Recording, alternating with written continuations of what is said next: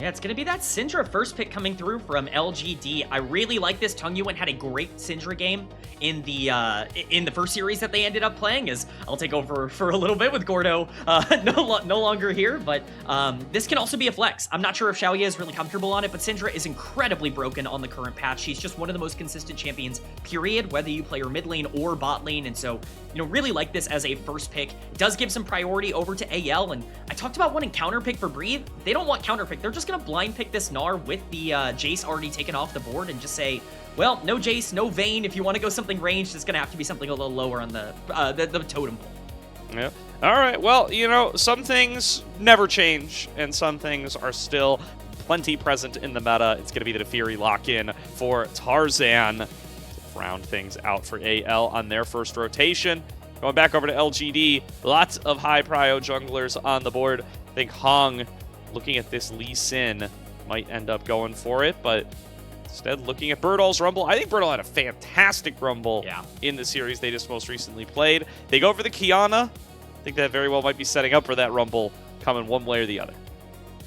I'm seeing Qiyana versus Neferi in game number 1, and boy do I love to see that in the LPL. We love a carry jungler battle, especially when we have so many pieces that are already there to set things up. Syndra, a very good team fighter from either the ADC or APC or mid lane role here, and then of course the Gnar, one of the best team fight engagers and Breed's most comfortable team fighting champion. We're already setting ourselves up for a very fun game, and we're getting even more dive coming in here with the Mbessa to kind of link up with that Qiyana. Orianna going to be the final answer for anyone's legend. Ori's received quite a few nerfs. She's not as broken, but it's a Kman cast, and we got an Orianna. You know I'm going to have to favor this pick. Yeah, it's such a good champion, dude. Listen, I've been one-tricking it for a long time. I'm not going to pretend like I don't have a little bit of bias myself, but it's also just been in such a great state in the current meta. Right? You don't even really need the Tor combos. It's safe into basically every matchup. You can really get a lot of individual value on it anyway, because ball's not really interactable, and you could always just place it down somewhere and play around it, even if you can't necessarily carry it deeper into the lineup. Of course, Tarzan on the Neferi, going to be a fantastic ball carrier regardless here, as bot lane starting to become the target. And despite all the complaining about Mage's bot, it's the marksmen that are biting the bands for right now. Hey, Kai'Sa's like half a mage down on the bot side. That's fair to say. AP Kai'Sa's definitely, you know, picking up some priority, but we were talking a bit about this pre-show, but LGD has really favored dive, and I think their lineup really suggests that they would love to be this dive comp every single game, not just with Kaisa, but things like Rel as well that they played in the previous series, taking these options away. Definitely signals, hey, you've got the Mbessa, you've got the Qiyana. We don't want to give you any other free tools to get onto our backline, especially when we have so much sustainability. We want to enable this Neferi as much as possible, so both the Kaisa and the Rel getting taken off the board make a lot of sense, and it's the early, you know, aggressive lanes like the Ezreal and the Lucian that are the match for LGD. Yep. Oh, this is what we were hoping for. Could this be the Kael Camille? We got to see it against JDG. Did not find the win there, but Kael is the type of player that I personally would love to see more of this Camille on, and looking like that is going to likely be their lock-in. They are going to keep alive their bot lane here, and I mean, I do think you can't totally discount the potential of the Orianna. You know, it's going to do fine into the Syndra, but I think people are slowly starting to wise up. You can kind of just play any mage down there. If you're going to play a mage bot lane, there's no rule that says it has to be one of the 3 or 4 that you see there most frequently. You can pretty much play just about anything down there. As it turns out, if you stick a really strong champion into a side lane where they can farm for free and go into the late game, it's probably going to work out. They're probably still going to do the thing that they do really well, which is team fight. So, you know, you never really know. Shanks is a very good Orianna player. I would be surprised if he's not calling for this champion, going, nah, I'll take this, but we will see. It's actually going to be the Shen lock-in. That's going to be Shen's support coming through. Now the question is this going to be an AD carry or is this going to be a mid laner? It's going to be the Jhin locked in alongside that Shen, playing weak side towards the bot lane so they can play more. WTF 2 Shens! Whoa, the double Shen! It's a throwback. League Classic is here. Let's go. It's blind pick, but on the same side, I guess. You know? Yeah. That's certainly not what I expected. Looks like a little bit of a bug. Hopefully this remake doesn't take too long, but yeah. I'm going to assume that was Jhin. I think it seemed like Jhin got locked in there, but you know what? Shout out to old school LCK game 5s. bringing the League Classic across the board here on the LPL. The second Shen, almost certainly going to be that Jhin, so we're going to see. Whoa, okay, the draft is done. Yeah, we're back. Okay. All right, it is a mage bot for Hope. It's not the Orianna. It is going to be the Ziggs. Yeah, Ziggs makes a lot of sense here as well. You already have the Camille, and so you are more than welcome to kind of leave that lane. Ziggs is going to have a ton of priority into the Jhin early because of the free push that champion naturally gets. It pairs really well with something like a Nefiri as well, because Nefiri can dive onto the backline and Ziggs can support really easily with the ultimate. I like AL's draft a lot. I think it's exactly what I wanted from them, and I'm really excited to see them play it. Yeah, absolutely here. I think this is exactly what you kind of want to see out of Kael and Hope, right? Hope gets to just sit there, gets to throw bombs, gets to clear out waves, and Kael is free to move around the map, try to warp things on the Camille, try to be a big force in that early game, pairing up with this Nefiri. Somebody's going to die in the river around mid lane before we're at 7 minutes. I'm going to tell you that right now.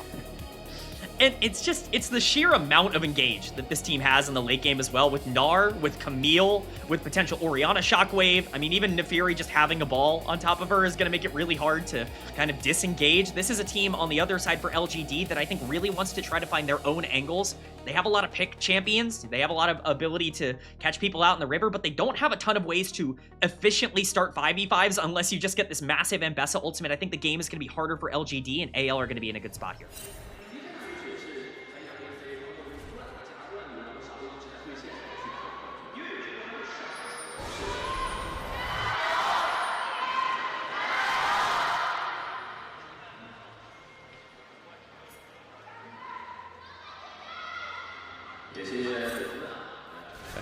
Not a lot of AL love coming out in this crowd today. It's you know, dude, Crisp has really brought the LGD fans out in droves. I'll tell you that much. Everybody's very excited to have this guy back. There's Kael starting at level 1.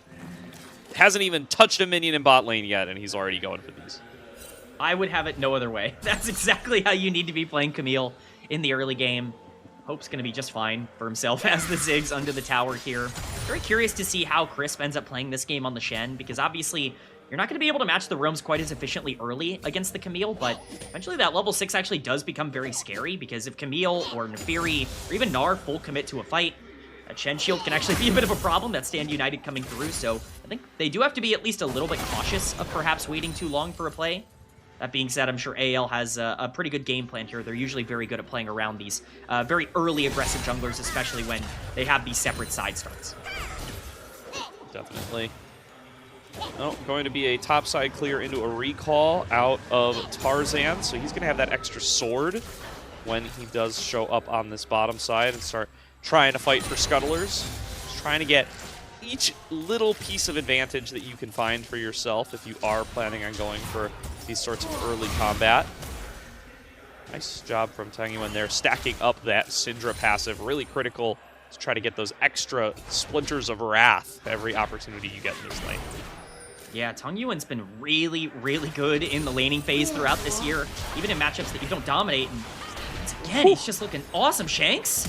Yeah, going to force the flash there. And again, love that Tangyuan doesn't use his own flash. He knows that it's a forced flash out of Shanks, doesn't feel the need to blow his own because the threat is just enough.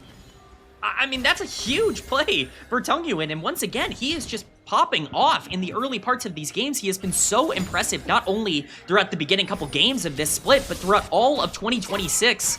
This Syndra has shown itself to be a big power pick in the meta. Getting an Orianna flash at level 3 certainly is something that's going to matter with these junglers being so active on the map.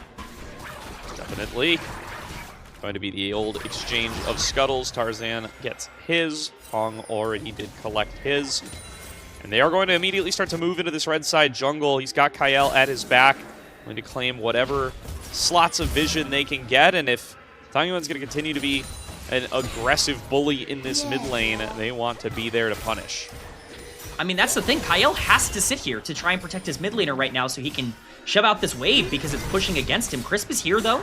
Just going to have a little bit of supportal combat trading, but overall, this is really, really good for LGD. Yes, your Jin's going to get pushed in, but eventually he's going to be able to equalize a little bit in terms of that CS, and as long as the Syndra stays ahead, he's going to have more combat power to be able to take any of these skirmishes.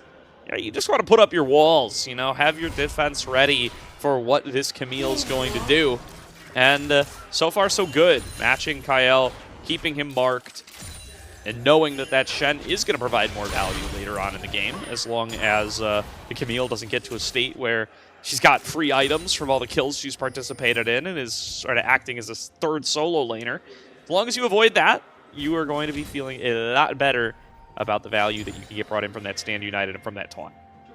That is absolutely true. I mean, Shen is incredibly good as a champion. I have been hyping up his just raw base ability throughout the entire year, and that certainly is no different this split. Kael's going to have a lot of pressure on him to make some proactive plays. Right now, it's just kind of hovering around where the Shen has been. I don't think that's going to be the most active thing that he can do. Definitely going to be intriguing with this dragon spawning in 15 seconds if we see something happen like Heng on the top side. Nice trade from Breathe, but he's got to navigate his way out of the play now as Heng has arrived. Dashing through the minions, Flash going to be forced, still going to find the snare and find the execution. Heng picks up first blood for LGD. Very, very well done by LGD. They just continue to have very strong early games, but Kael is mid. Now coming on through, going to be able to find that knockback onto Tangyuan, who is trying to exchange fire. Back onto Shanks, has the level 6, does not matter. Will drop down to Kael, who equalizes the scoreboard as Tarzan starts off this dragon. It's exactly what I was talking about. That Camille needed to make a play happen mid lane. Tarzan was always going to have priority over this dragon because of the commitment on the top side. A happy trade for LGD. They're going to get their gold lead, but they're going to lose the objective for it. I think that definitely favors AL, a team that's going to have an easier time making plays throughout not only the mid game, but stacking these dragons is really important for the late game as well. Yeah.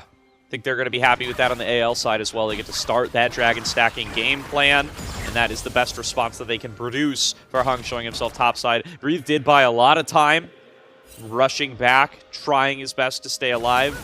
Heng has to expend his own flash to get the kill, and when he's low HP, no flash, you know you are free to control the mid and bottom side of the map.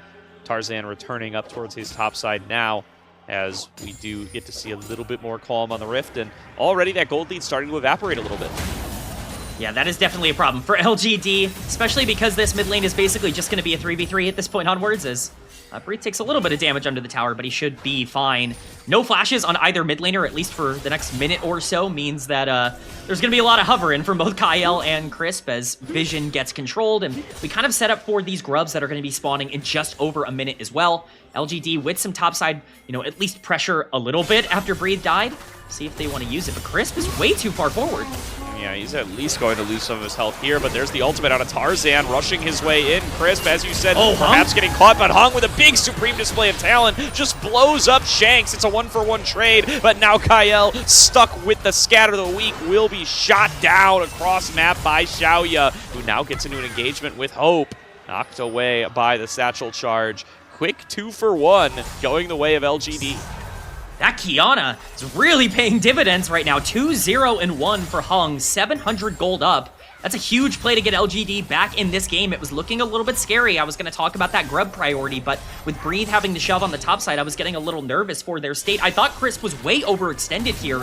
He's one of the few champions at this point in the game that I think has basically no combat power in terms of what he can do in these fights, but LGD clearly calculated it pretty well with that Kiana being able to make her way in, and I think one of the big difference makers here is the curtain call that ends up coming through. The Ziggs ultimate can't actually match at this point in the game in terms of raw damage, and so once you get those shots down, Tangyuan's able to free fire in, Kiana picks up another kill, and LGD regain their gold lead. Yep. Hound's Pursuit gets Tarzan in, but Spirit's Refuge keeps Crisp standing for so long, and he does get the triple taunt there as well, just to keep that fight right in the position that he wants it.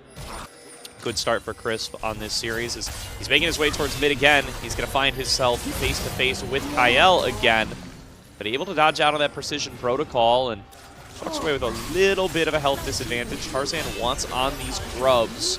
The rest of LGD are starting to gather, try to respond. This is so risky, though. Look at the item difference between these junglers. If a fight happens, you have to imagine this Kiana is going to be strong. Looking around, does have the supreme display of talent. 10 seconds over the wall, and public execution connects on a Kael, and he will not be long for this world, but Breathe returning damage in droves. Hound's pursuit over the wall. Tarzan finds the execution onto the top laner. Breathe not gonna last long, but that's a double shockwave out of Shanks to turn the fight right back into AL's favor as they have a 1-kill lead, and Hope hunting for a solo kill onto Shaoye will not quite find it. 5-5 though, where we find ourselves after. The moment this game feels like it's tilting one direction, it just goes the exact opposite in whatever fight. It doesn't matter that Heng has a completed item and Tarzan is sitting on a pickaxe. He still is going to be able to outdamage and outperform basically everybody in that exchange. 3 kills on Neferi is terrifying. Now that Cyclo Sword is picked up as well, Tarzan is absolutely back in this game. Gold is almost completely even between these two teams, and we once again are going to be around a stalemate in a 1 minute for this dragon as we get a bit of a replay of how this is set up. It's just not really all that well done by LGD. Burdol is here to try and get himself over the wall, but because the ult goes down onto Camille, look at the people who are getting untouched throughout a lot of this fight. Shanks is basically untargeted, and Tarzan at this point gets to jump in and free fire on Burdol. The flash is completely useless because he's already targeted. Breathe goes down for the Sims. The shockwave is massive. I mean, holding that the entire fight is very clinical from Shanks. I would have been tempted to use it earlier, but very well done from AL to get themselves back in the game. Definitely, and I think a lot of it that Heng didn't have access to his ultimate, right? There's just that little bit of cooldown difference. He does get it out before the fight is over, but he has to just throw it through the river rather than getting the big shove into the wall that you might hope for. And it does end up costing LGD as far as what they're able to output in the fight. Brings us back to that stalemate with the grub difference going the way of AL. And now they're looking to get onto Heng inside his own jungle. Gnar into the wall from Breathe. And Tarzan is there to finish the job. He gets his 4th. Man, Tarzan and Breathe, we were curious about what their synergy was going to look like. It's looking pretty darn good right now at the start of this first game. Dragon is on the map. Tarzan can just waltz over and pick that up. They have a gold lead basically for the first time in this game. They're going to be stacking those dragons. You know, I was going to point out that there's a massive level difference in the support position. Crisp is just hitting the halfway point, but Kael's caught. Now found in transit. Curtain Call opens up, and it's not even needed. There's a huge unleashed power out of Tangyuan to finish what he starts. Crisp holding him still the rest of the way there. And AL just have to be so cautious about the pick potential that LGD bring to the table with this Syndra. Yeah, I mean, that's what LGD do. This is a comp that is there for picks. They are trying to get, you know, one-on-one exchanges. They're trying to catch somebody out. Kael didn't get a chance to move in that entire fight. Shanks could be the target now. Whoa! Ooh. Flash in from Heng, misses supreme display of talent. Tangyuan missed his scatter as well, and they're going to look to get something back. In with the Hextech ultimatum, holding down Heng, picking up a kill for Shanks, and Crisp is going to meet the same fate. AL pounce off of a botched play from LGD. It's a disaster for LGD. Everything whiffs for them. Tangyuan misses the scatter. Heng misses everything in terms of his engage, and now Tarzan gets to waltz bot lane, force this Jhin off of the wave once again, and get an even bigger lead for Hope on the bottom side with this Ziggs. And Dragon is still up on the map. Tarzan's going to be able to farm this up. He's level 9 and halfway to level 10. Heng is just getting halfway to level 9. This is a massive lead right now for anyone's legend that has been expedited by that play in the mid lane. I mean, not good in this scenario, but how much faith does Heng have in Tangyuan to land those scatters, brother? He just sent it all off the assumption that that E was going to connect. Shanks able to outpace it and just blows up the play there. But that is a huge deficit now for the Qiyana, giving up that additional death. Tarzan getting more kills. He now finds himself with the biggest gold differential in the game. I would not want to be staring down a 5-kill Neferi if I was the team comp for LGD. I think that is a scary proposition with so much engage on their side and the Orianna ball that's going to be able to keep Tarzan safe throughout a majority of the late game. This is not going to get easier. At some point, you have to start pulling things back. Like I said, this is a very good pick comp, and you got to keep an eye out now that Shen is level 6. You do have that Stand United available if you want to go for one of these odd-numbered fights in a side lane, but if you're going to be taking neutral fights, it's going to be even harder now. Definitely. Tangyuan spots out 2, trying to get his way up towards the top side. Heng now knows he has a small window here to pressure Breathe. Just going to play respectfully, sacrifice it over. Dragon gets soloed out by Tarzan, as Hope is still very strong in this one-on-one up against the Jhin. Gets himself a couple of CS, or a couple of waves worth of a CS lead, rather, and should be pretty close to taking down this first tower with the satchel charge. Ziggs is such a good champion, man. He's just going to get so much for free on the bottom side. So much free damage as well from Orianna. Everybody keeps telling me about the nerfs. Hope took the tower, by the way, but, you know, we kind of expected that on the Ziggs. 2k gold lead. This Ori is a problem. Again, I know we've talked about the champion not being as strong as she was at the beginning of the year. The phrase I've been using throughout all of 2026 is that she's basically Lulu and Victor combined into one champion, and it's pretty hard to overcome if you give her any sort of gold lead. Shanks is going to be in a very strong position to enable this Neferi throughout a lot of the late game. Yeah, has done a great job of avoiding deaths since getting that Dark Seal as well. Stacked up to 8. From just having participated in these couple of skirmishes. That's going to be a nice little boon snowballing into Shanks' pockets that's not shown in the gold difference as well. And yeah, I mean, just LGD have left Shaoye in this one-on-one throughout a lot of this early game, and if they're not getting advantages on the opposite side of the map for it, they're going to continue to fall behind. Kael, spotted, takes a rough trade up against Burdol and Crisp, but has the backup of Tarzan to just end the play where it starts. I mean, what are you supposed to do? Tarzan's been a full level up on Heng the entire game. It's just so hard to ever imagine a world where you can fight into this Neferi at the level 11 power spike when you don't have that as Qiyana. Yes, you have your Serpents completed. That is a little bit of an advantage in favor of Heng, but it's still very scary either way. Even with Herald on the map, you don't want to overcommit to a play and throw the entire game away. LGD need to try and get better vision control. Look at your minimap right now. It's all red in terms of the wards that are in the river. If that's going to be the case, it's going to be even harder for this pick comp to actually accomplish its goal. Yep. And now Breathe gets to lane in the bottom lane. He's got the long lane with the turret down to be able to run people down on this mini-Gnar. AL doing a really good job of just setting up the map the way that they want it. And as you said, LGD just do not have the control, do not have the vision to be able to change that result much at all.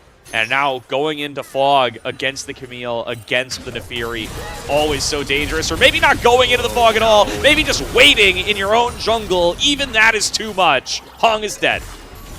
It's just impossible to play this game if you're the Qiyana. You're still waiting on level 11. You're not even there yet. Tarzan's almost level 12 in terms of where he's at. Tangyuan's even free pushing down on the bottom side while you take this Herald. It's everything on the map going in favor of anyone's legend at the current moment.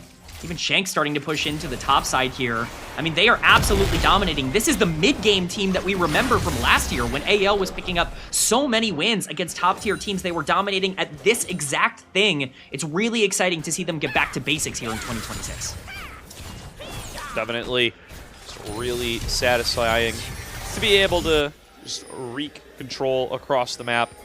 And like you said, that's the power of this Camille right there, too. Once it does get a little bit of gold in its pockets, you can just jump on the enemy jungler and a little bit of backup damage from a friend in a nearby lane. That's a kill, and he gets to just cycle that right back on through, already halfway to getting the Hextech Ultimatum back up, already pairing up with Tarzan to try to pressure Burdol in this side lane, and Burdol just has to give it up, right? He's aware that they're in the area, but there's nothing he can do about it. I mean, that's the scary thing, right? Is it's not even just the Hextech Ultimatum you have to worry about. At this point, Shockwave is going to kill you. Like, you're going to die if you get hit by that CC ability. Breathe isn't even at these fights right now, but the Gnar is also a gigantic problem to try and engage on because he is such a brick wall on the top side, and you don't really have any tank shred with the Jhin down on the bot lane. It's just becoming very, very scary for LGD fast. This was already a comp we were worried about getting outscaled, and they've really allowed the gold to go into, I would say, the right spots. But the right spot is the fact that basically everybody on AL has gold at this point. It's very evenly distributed, and that certainly does not make it easier for LGD to find ways into these fights. Dragon number 3 spawning here in just a couple of seconds. Already Kael in the area, fresh off a recall, placing down a fresh new slew of wards, keeping Tarzan in the area as well, getting both of the lanes nearby pushed out. And they're just a little late here on LGD's side. I think Heng took a gander up towards top to see if they could collapse onto Shanks. Did not see the opportunity to do so, and now he's arriving to this one a little bit late to the party. The full control over the river belongs to AL. I do like the idea to try and look for something on the top side, but it's going to be difficult. Teleport coming in. This is going to be the Orianna. Breathe is going to be walking, potentially looking for a flank angle. We'll see if they want to set up a death trap here, or they actually want to start up the objective. It's a full 5-on-5, but AL with the lead, AL with the control, AL with the Oriana ball, blocking off some of these entrances, and the Ziggs throwing bouncing bombs across the way. They have so much zone control on this team composition to soften up targets before the Camille and the Fury go in. Pretty dangerous stuff for LGD to try to walk into it, and hey, here's Rip Herald to make things even tougher. Kael gonna jump into it, gonna threaten some big knockups as they work on the Dragon. Heng's over the wall, looking for the steal, throws out the supreme display of talent, cannot secure the Dragon. Kael crashes in towards mid. They're going to try to make a play onto him. 3 versus 1, he's not gonna last very long. Tries to flash his way back out, chased down by Burdol, and the first kill of the fight goes to LGD. Burdol flashes back over the wall to be able to avoid the re-engage, and Tarzan takes a big shot from Curtain Call to disengage the fight. LGD get 1 for 0, but Dragon number 3 went to AL. Pretty sloppy fight, all things considered, from AL. Kael just taking that Battle Herald right to his death in terms of how he wants to set it up. It's just a little bit too much separation for my taste. I think you're really strong in the front to back, but at the end of the day, you got what you came for. You got Soul Point, especially because it's Chem Soul. That's going to be a pretty big problem. I think this is just a very greedy situation here from the Camille. Heng's going to be able to get over the wall for free, and Tangyuan's not even in the area. So much damage comes out from the Qiyana ultimate that even though it basically doesn't accomplish anything with the Dragon going over, you are able to dissuade a re-engage, and Kael just dies way too fast in this exchange, even with Shanks still having everything up. There's not really a ton of incentive to actually continue fighting there, so AL might have gotten the Dragon, but still hoping to see some better team fights from them. Yep. You can see the idea. He wanted to hook shot his way out, but Shen is Shen. Very easy to land that Shadow Dash when you know exactly where the Camille is going. Nice response from LGD, but I think they definitely were hoping that Heng could have been able to flip that Dragon a little bit more successfully. We're not quite ready. And looking at the replay here. Oh, did they just barely miss the kill in the picture-in-picture? I didn't realize it was that close. Honestly, I would have thought it was a little bit more easy for the Qiyana to get out. It just shows how much damage AL have at their disposal right now. That 2,500 gold lead definitely coming through in terms of the burst, but this game is far from over. I want to remind people, LGD has played 1 series already this split, and they had to have a pretty big comeback in that one as well against EDG. They're certainly no strangers to being down in gold and needing to make some miracle plays on the map, hope for some mistakes. You know, AL is certainly a team that we've seen a lot of improvement out of already at the beginning of this split, but they are certainly not immune to their own mental mistakes. We'll see if LGD can catch them out in some bad situations here. Yep. The top side going to be the name of the game for right now. They did just pick up that top outer turret. Going to keep a breathe, pushing out in the bottom lane. Wow, over the wall, Tangyuan getting involved here. They think they've got to pick on a Kael once again. Does his best to dodge out on the curtain call, but there's not many places left to go. Dodges out on some of the damage of the unleashed power, but will drop down to Tangyuan at the end of the day. And no response manifests for AL. Breathe is a little too slow on the TP. That resource is now gone, and Kael is dead, but there's so many ultimates expended. Still, AL do not see an opportunity to do much of anything about it. I mean, that's a great play for LGD. I mean, you get something. That's more than they've been able to get in a lot of other instances. Tangyuan, once again, just showing that he's the playmaker on this team. This Syndra was such a key piece for LGD previously, and now Breathe could be caught in the side lane. Yeah, they're going to try to collapse on him. He gets a lot of damage back into Burdol, though. Doesn't seem to realize that Heng is coming in right behind him. Now there's no way out but through. Does miss out on the boomerang. That's going to be a rough lack of cooldowns. Gets the double gnar into the wall. Flashes back away. And Breed outplays in the 1 versus 2 to be able to escape. Kael right back on the camera, though. Immediately losing half his health. Scatter the Weak comes through. Connects on a Shanks. He's going to be able to dash on out with the rocket belt. And the Baron will be reset. Yeah, that's the scary thing that I was worried about earlier, is that Breathe did use his TP to try and collapse there. LGD have some priority over this mid lane tower. They're not going to be able to pick it up just yet because they just don't really have the wave, but it's an okay call by LGD to at least get AL off of the Baron. The game state has kind of equalized out. I don't know if that's exactly what LGD want. I think not being able to finish that kill in a side lane is definitely not ideal, but man, Tangyuan has been so active and he's still looking here.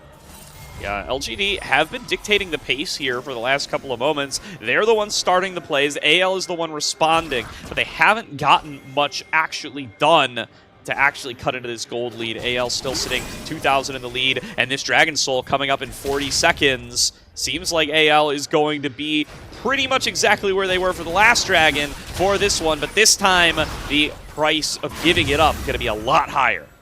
Absolutely. This is a massive fight, and look at the cooldowns that are not available. You're not going to have Syndra Flash. You're not going to have Ziggs Flash either. I think both of those are pretty crucial. Shaoye will also be without his Ghost for this fight.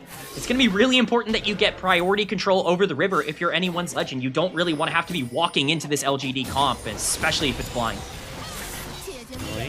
In the pitch, Shanks and Kael grouped up together, threatening on this flank. Although Blaine is held onto by Breathe. He has gone Mega. Yeah, so Mega's the window gone. to actually be able to use it going to close here pretty soon, and doesn't look like there's going to be much of anything to be done for AL to make use of it. It's going to be a cooldown. Pretty important cooldown here. Crisp is going to be looking to try to get in, but you have Burdol as well that can follow up. They just have to get into the pit. Yeah, Shanks got to be careful of Tangyuan fishing with these scatters here, but the Dragon already down to half HP. Heng going for the same steal angle as before. His previous play of talent comes out, as does Public Execution. He gets the steal out of the Dragon. Soul going to be declined, and there's the shutdown onto Tarzan, but Crisp is so low. Burdol not much better off. Heng neither. They're all going to drop on down, and multiple kills go the way of AL. It is a 3-for-1 despite losing the Dragon. But they do lose the Dragon. You do still get the steal, which I think is the important part. Honestly, that play is gold positive for LGD, not just because of the Dragon, but the shutdown that was available on Tarzan as well was absolutely massive to be able to pick up. It's honestly pretty well played from LGD. They just don't really have the combat power right now. Their 5v5 comp is not nearly as good. Crisp getting chunked out before this fight even starts is a massive problem. The ult actually does really well, and Burdol does a great job to be able to combo it down. Tarzan also chunked very quickly and ends up falling to this Ambessa, which is very important, but Heng dying on the back end means that there's really no way to re-engage. It's very well done by Shanks in this fight to once again go untouched. This guy is constantly free-firing without any sort of actual repercussions, and AL, for as much as we can criticize the way they set that up, are still walking out feeling okay if they can hold on, and Baron's on the map. Yeah, that shutdown going the way of Burdol is huge, though. This guy now up ahead in itemization in comparison to the Gnar, who does just finish his Sterix, so they're going to have 2 completed items apiece still. Very good stuff for Burdol to be able to pick up an extra 1,000 gold in the tank. And eyes on him to be able to continue to execute in these team fights on this powerful Ambessa. We've seen what the Kiana can do diving in, but we kind of saw a little bit of it there. Burdol, going on top of any sort of backliner with a stand united. This Ambessa is going to be pretty hard to kill. That is the benefit of this dive comp. You just have to make sure that your carries are actually involved. Another thing that happened in that fight is that you went a little bit too deep in the Syndra, the Jhin. They couldn't really maximize their damage. If you're going to be fighting a little bit deeper, you got to make sure that your team is in a position to be able to follow up, in terms of how you want to hit that backline and actually take down the targets that you're able to capitalize on. AL, I think, are certainly still fine in terms of their setup. Hope completing his death cap is a massive problem. We do get some damage coming down onto Burdol, but for the most part, going to be ineffective inside. Well, yeah, Breathe is really happy to be running him down with this one. Tarzan coming into the backup, not going to be able to take it all the way, as Crisp and Heng did arrive to back them up. Still, that's more numbers committed for LGD for a fight that does not produce any meaningful results in either side. And Breathe feeling strong in this side lane despite the injection of gold that Burdol just received. Breathe is a pretty good Gnar player, so I'm sure he feels comfortable in these matchups in the side lane. He's generally just going to be strong no matter what. Despite being down in gold, this champion just does really well into the Ambessa, but it's the Baron that's been started up, and it's been started up very sneakily. LGD are not ready for this. No, they don't even seem to realize what's being done here. The dogs for Tarzan doing a lot of work to be able to tank up this Baron and let them work on it with Shanks, and now they're just trying to zone them on out, trying to keep a little bit of mystique to the play. Kael just gets one shot, but he's able to return fire onto Heng. Now there's no smite available for LGD, so they can do the Baron more out in the open if they're able to keep their 4 members alive. Breathe, though, coming in on the flank, a little desync from the rest of the AL team. Does not seem like this was the plan. He jumps back out after a Gnar to the wall. Burdol going to be pressured, forced to retreat. Curtain call, gets Shanks low, fires the last shot on towards Hope. Tarzan going to be able to retreat, and AL walk away with blinking health bars. They're just desynced. You absolutely called it out, Gordo. There's no reason for the Gnar to be there if the call is to go back onto Baron. The disengage doesn't come through, but Tarzan has healed up enough. They actually want to start it now. Heng is still dead for 7 more seconds. This should still go down in favor of AL, despite how, at times, sloppy that fight ended up looking. Yeah, and the Fury Gnar is a hell of a drug. They don't need a traditional marksman to be able to work their way through this one. So it's once again on LGD to try to find a pathway in. Crisp is approaching, but 3k HP on the Baron. It will not be here for long enough. Smited down by AL, now looking for the fight. Burdol throws himself right back in, but one slew of abilities all he's got. He doesn't have the public execution any longer. Mega Inferno Bomb clears the mid wave, and AL are getting away wearing purple. Yeah, the fact that they get away with this is insane. We get to see the initial engage here. Kael just going right in onto Heng, and he does a lot of damage. This Qiyana's going to get bursted because of the lockup, and the Ziggs ultimate after that death cap is just disgusting. But it is a trade 1-for-1, and while you lose Smite, you're also losing half the health on Neferi. At this point, this play is fine, but Breathe overextends. There's no reason for him to just be walking through the jungle. It's well done by LGD to capitalize on that. Even if Burdol and Crisp have to trade almost everything they have, this should theoretically be the end of it. I think if this final fourth shot goes into the Neferi, that entire game ends up changing, but 6 seconds now on Soul, and LGD are just saying, hey, you want our base? You can take it. We're going to take the dragon instead, I guess? Yeah, forgetting about the base perhaps a little bit there, LGD. They run all their members over to the dragon, and Baron Buff is doing Baron Buff things. The mid lane inhibitor going to fall down. 2 people are still working on this dragon at perhaps the cost of the entire game number 1. Tangyuan gets one shot by a jump in with the Hextech Ultimatum off of Kael. Both Nexus turrets are down. Breathe firing away at the Nexus, and LGD so interested in preventing the Soul, forget about the Nexus. Game number 1 goes to anyone's legend. It's the funniest way the game could have ended, Gordo. There really was not any sort of... I mean, Dragon for Nexus is exactly what I wanted to see at the end of this game 1. What a banger. I mean, that was a back and forth affair. Anyone's Legend were not clean, but they certainly kind of called LGD's bluff multiple times throughout that game, and it really came back to bite LGD, who did not have a clear answer. Yeah, I mean, listen, you can come at LGD with that late re-engage from the likes of Breathe and say, hey, you know, these guys still get a little bit of growing pains, they got a little bit of work to do, but then LGD does that, and AL's superior macro game shows itself yet again. They make the right call. I think hard to argue that that wasn't the right call. They definitely made the right call. I think I might push back a little bit on the idea of superior macro game. I think, you know, in isolation, you're correct, right? It was better than LGD's. I'm not going to sit here and tell you that it was good macro. I think rushing the base was a call they could have made, and LGD giving it over is another call they also made. But at the end of the day, it's forcing your opponents into decisions that they, you know, have to make. That's something AL did really well last year. One of the things we always praise them for is that it felt like when you played anyone's Legend, you were always forced into these 50-50 decisions where there weren't really clear answers as to what you were supposed to do. This is a little bit more clear-cut onto what you were supposed to do, but they still obviously forced LGD into an uncomfortable spot, and they screwed up. They forced a team that they are better than to make a mistake, and that mistake was made for sure. Yeah, no, definitely. So, we walk away from game number 1, looking at how AL were able to build up that lead, looking at how they were able to create themselves a favorable position throughout playing through this Neferi, using the Camille. A lot of the time, it was a bit of a suicide mission for Kael, but it was able to produce a lot of strong plays, combining with Hope, combining with Tarzan, get those members ahead, get those members into a position to be able to perform in the fights. And the Dragon control was strong enough that the Dragon win condition did end up being the deciding factor at the end of the day.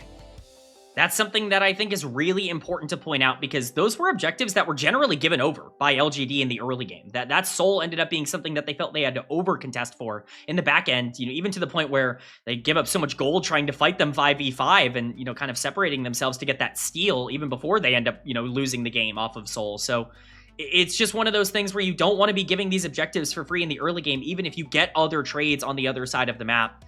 I think more importantly, it just really didn't feel like they understood exactly how to play their comp. They drafted this pick comp and went for way too many 5v5s in this game, and I think that really came back to bite them. Yeah, and then at a certain point, it felt like they were forced to, right? It was Dragon after Dragon after Dragon after Baron after Dragon, where the fact that they were not able to control over this bottom side, the fact that by sacrificing bottom side, they didn't really accomplish their goal of getting much of a lead for Burdol or even Tangyuan, meant that they get forced into these 5v5 situations. They have to show up and challenge the third dragon. They have to show up and challenge the fourth dragon. They have to show up and challenge the fifth dragon, and eventually something breaks. I mean, that's the thing, right? And that's why it's very scary to give over these objectives for free in the early game.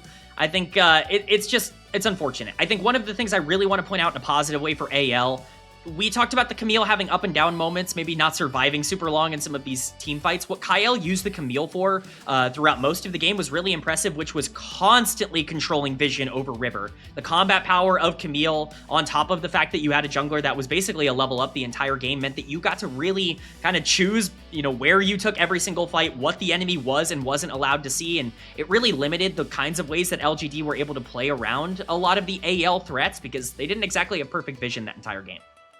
No, not at all. I think the vision control out of AL ended up being a pretty big factor in how a lot of these fights got started, especially the attacks towards the top side. The control around the Baron was really good. You saw Tarzan nearly sneak away the Baron, and frankly, the only reason that play didn't continue on and eventually break out into a broader fight was because Kael ended up finding that pick right onto Heng to make the job even easier, to give them an even better angle onto the Baron, where, hey, we don't need to worry about whether or not we are truly unseen as long as there's no smite that we have to worry about. It's a team effort from AL. Everybody really stepping up and doing their jobs, which I think is really cool. That makes player of the game kind of hard here in game number 1, at least from my perspective. I don't think anybody stood out as being dominant in the same kind of way that we've seen from some other games. My mind immediately goes to Tarzan. I think as somebody that I'm really kind of favoring for a player of the game here in game 1. The Neferi was doing so much damage. The level lead throughout the early game was really important. We obviously saw the effectiveness of the Camille, but I think, unfortunately, maybe some of the things we said earlier before game number 1 still kind of came true. It was a little bit Tarzan or bust for AL, and he certainly had a good game here in game 1. Yep, I think that's a clear choice here. This will probably be pretty close to a sweep. Maybe the AI throws it at a hope or something because Ziggs does a lot of damage. But other than that, I think most of us are going to be looking at Tarzan for this game number 1. And, it's not very different from how they played in the spring and winter splits, but it is still a tried and true course of success here for AL. The question for the rest of the series is going to continue to be, can they change up their style a little bit more? Can they close some of those gaps that they've shown throughout the year? Because so far, this looked like same old AL to me. Same old AL, but that's not always a bad thing. Again, we got to remind people, this was the number 1 seed going into playoffs in split number 1. They were a team that had real expectations going into split 2, just weren't really able to make it happen. We've seen the flashes from Anyone's Legend beating some of the best teams in the entire league. I hope that this is the split they can really put it together, and right now, they're looking pretty darn good. Absolutely. Well, we're going to throw a quick break here while we get into game number 2. But first things first, do want to shout out the coffee. If you want to support LPL English, coffee is the best way to do so. The vast majority of your contributions will go directly to the show. A lot of that will go into paying on-air talent and content creators. If you subscribe to our coffee, you can unlock perks like unique access to content and the ability to ask interview questions for our unique on-site interviews. I'm going to keep saying Worlds in NA this year are going to make those all the easier. It's where plenty of our staff is based. So really want to get in on that. And if you want your questions to be included in the interviews, subscribing to the coffee, the way to go. Thank you to everybody who subscribes. Encouragement to everybody who doesn't. And we will see you all after a quick break for game number 2.